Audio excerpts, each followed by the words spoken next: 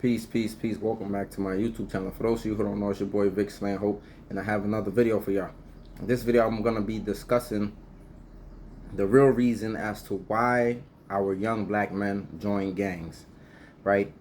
And aside from all the stuff that we always hear, oh, they was looking for brotherhood, they was looking for family, they was looking for protection, they was peer pressured, they just wanted to belong. A lot of those things are byproducts of what the actual real reason is, and I'm gonna get to that in a second. But before I get into the video, just make sure if you like my content to like the video, share it with somebody who you feel like might benefit, because that's the whole purpose of the video, to share it with people so it could get out there, so people could see it, and hopefully it can trigger something and change something, you know. And if you like my content, subscribe to the channel. I appreciate that. It's not really hard to do. Thank you.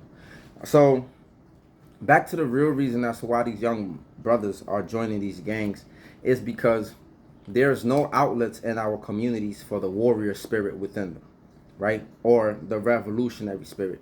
Now, I'm going to explain what that is, right? Now, when a young man is growing up, he usually comes to a point in time in his age where he must transition from being a little boy to being a man, right? And in some other societies, this usually happens at puberty. So, you know, usually when they get around puberty, they you know, their father might take them with them to go hunt or to go to work or to go do certain things, right? And unfortunately, we kind of like don't have that ritual or that process in the black community. We don't have that ways to passage or road to passage from going from a child to being a man. And because we don't have that, we don't really have anything to quench the warrior spirit around these kids, right? Because they usually get to an age where they become rebellious. Y'all know this. They usually get to the preteens, teenage years, where a young man needs his father, right? Because he needs that heavy, hard hand. And a lot of times these dudes is not in the house or they're not around, right? So what happens is when he comes of age, where he has that warrior spirit and he's having these hormones and he's having all these different things, this anger, this rage, these frustrations, right? Because we grow up in these communities that are plagued with a whole bunch of stuff going on. That's why I always tell you, I go read Black Rage so you can understand why we have this innate rage, and also post-traumatic slave syndrome. I always tell you to go read this, because you need to know some of these things, right, that are within us. So anyway, there's a lot of frustrations around the teenage years that are going on, right? It's a lot of things happening in this young man's life, and there's usually no outlets, right? And I'll tell you why. That is systematically, it's done like that for a reason, right? And I'm gonna get into that, so just bear with me. Now, the strongest a man is between the ages of like 14 and 25. Those are the strongest years of your life as a man, right? And what is usually happening around those years to the black man, right? He's either dealing with a lot of suspensions. He's either dealing with a lot of going to juvenile, a lot of incarceration, getting locked up. So a lot of these things are done on purpose, right? Because these are the years that you are the strongest. So they usually set out to incarcerate our young men around these ages, right? And then they give you sentences like 10 years, 8 years, 15 years, 20 years.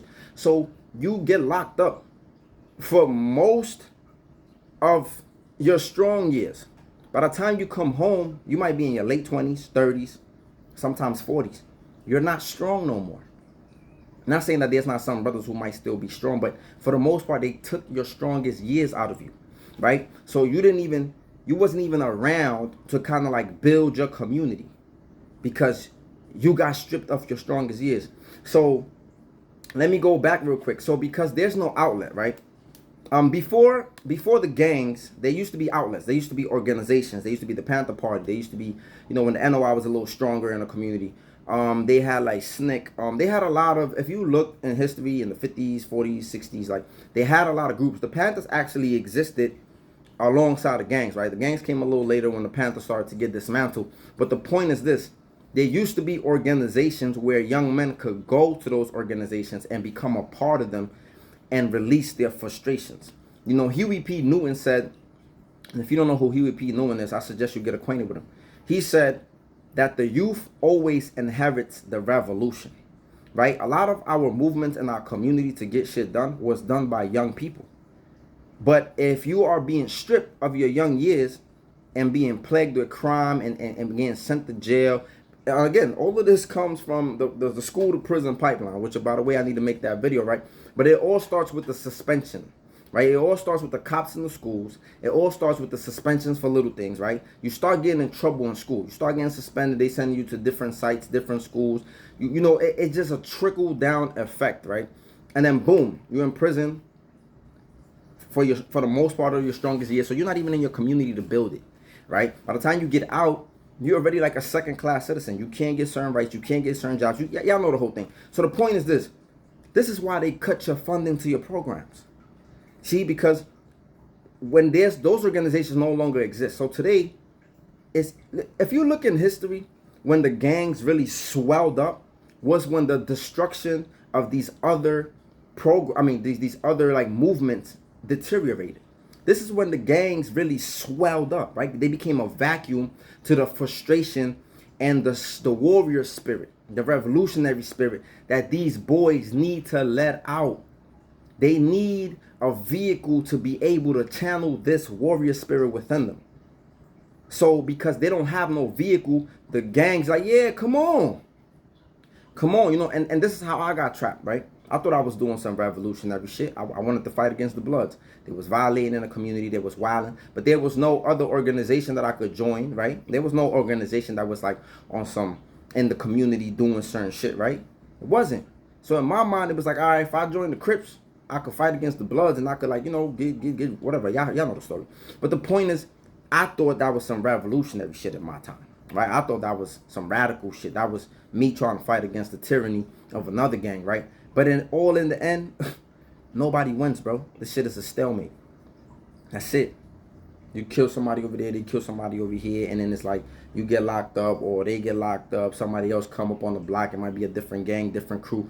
It's the same shit, man. It's a cycle. But anyway, there's no outlets. This is why they cut funding to your programs, right? Because usually sports, this is why we get our boys into sports, right? Because sports is an outlet for that warrior spirit, right? Because you got to be disciplined to play sports. You have to follow the rules to a certain extent, right? You know, you're around other men, other boys. You got some type of role models, you know. So it kind of like relieves something. This is why like football is good, but we don't have a lot of football in the cities, right? We don't have a lot of football camps. Basketball is cool, but it's not like football. Football is a little more heightened. You get to hit people, you know. So sometimes being able to hit people releases some tension and frustration. This is why football is good. This is why boxing is good. This is why those sports really curve the warrior spirit within our young black men. Basketball is cool, but it doesn't really cool it because you can't hit nobody. You can't do certain things, right? So again, this is why they cut funding to your programs that allow you to do certain things. It's all by design. So when you cut the funding of the programs, when you no longer have like Panther parties and all of these other movements in the community to be able to, you know, be mediators between the gangs and the community, and you know, we could join other groups to relieve these frustrations and be able to go out there and protest and whatever, fight against the state, right? Like they was doing, right? That's because that's relieving frustrations.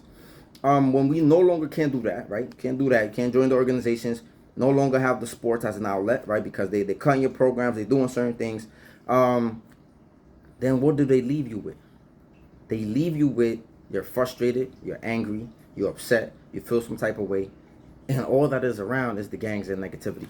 So, so I just wanted to say that. In the end, man, it's all revolutionary suicide. Like Huey P. Newton said in his book, right? Like we all, like, that's really what it is. We just killing ourselves. Not in the same sense that he said it, but on some real shit. That's really all that's happening, right? We either being buried alive in prisons, or we being buried in the ground. And the crazy thing is that so many people died and they don't even know why they died. So many people are in the ground. So many people got shot, killed, and they don't even know why. They don't even know why they blocks was beefing with each other. They don't even know what started the beef. They don't even know why we shooting at 63rd. They don't even know why we shooting at whatever block. They don't even know why. So many people are in the graves because they don't know why they died. You could ask some of these dudes, man, they cliques been having beef for 20 years, and they wouldn't even be able to tell you how the beef started. They wouldn't even be able to tell you like what really happened. They just know, yo, when we see them is on sight. So many people, man. So many people are in the grave. So many people are in prison, buried alive. Because that's what I call that shit. That shit is a grave. Going to prison, buried alive, man. You know, so in the end, nobody wins. So that's the real reason. The real reason there's no outlet. There's no transition from a boy. That we don't have those rituals. Like even the Jewish people, right? They got like the bar mitzvah, and I don't know what the bar mitzvah entails, right? But they have something where a boy has that role to passage, right? Other other cultures kind of like have the same thing, right? So the revolutionary or warrior spirit not being able to be quenched is usually what leads to these kids having to come up with a different outlet to let that out, to let the frustrations, to let the black rage out, and let all of these different things, right? And I think that is the main component. Everything else that we mentioned in the beginning is just a byproduct. But the main thing is just there's no real ritual and there's no real outlet to let out the frustrations and the rage and the things that are going on. And like I said, in the end, nobody wins. It's a stalemate. The only people that win is the state. Somebody get to go to prison and work for the state for cents an hour, make license plates, make soap.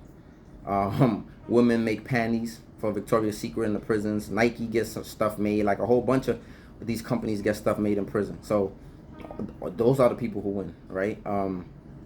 Yeah, nobody else wins. And then, you know, lawyers got to get paid for, and prosecutors make money, and the judge make money, and the funeral homes make money.